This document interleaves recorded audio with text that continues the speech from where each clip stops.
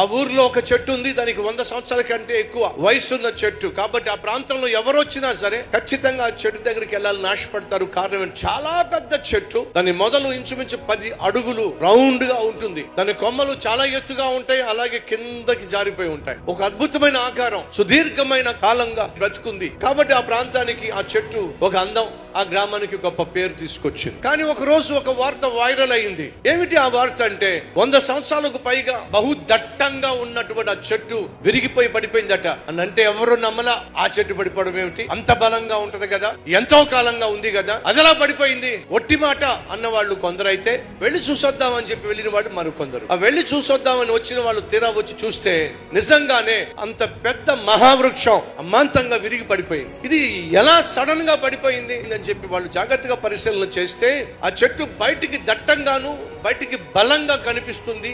చాలా కాలంగా అది ఉంది.